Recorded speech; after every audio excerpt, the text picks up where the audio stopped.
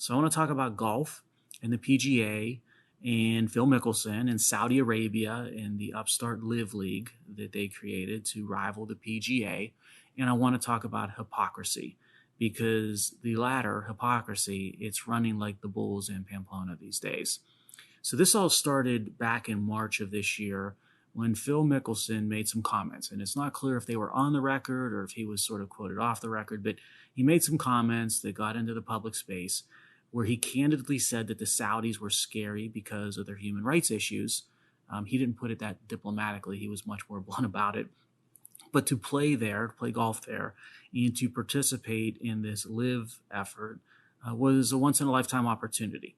And it's a very enriching one, I might add as well, because there's some significant money that the Saudis are investing in terms of prize money and purse with this tour. Then when Mickelson said all those things, what happened? The virtue signaling started.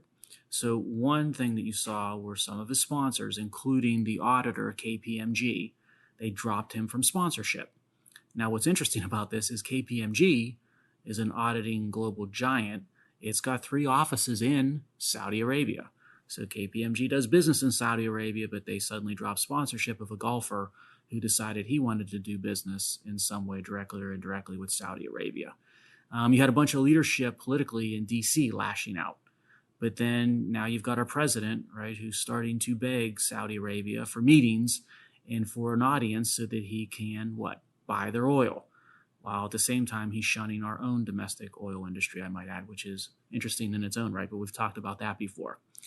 So don't get me started on all the virtue signalers who are out there attacking these golfers, right? When many of them do business with and invest in and placate not just places like Saudi Arabia, but places like China, which on a scale basis at least is way worse than what's going on in Saudi Arabia.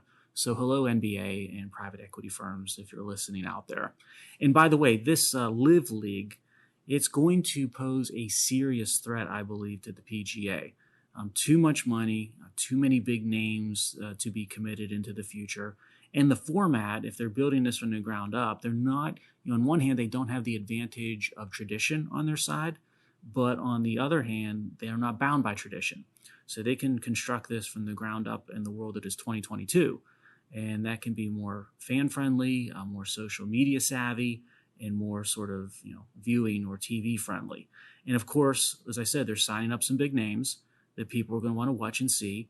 It's going to be interesting to see if more players sign up and how the up-and-coming players decide which tour to join at the outset of their career. So the PGA, I think it's going to need to evolve quickly, or ultimately it may face an existential threat that is LIV. And competition is a you-know-what, especially when you enjoyed virtual monopoly status for so long like the PGA has.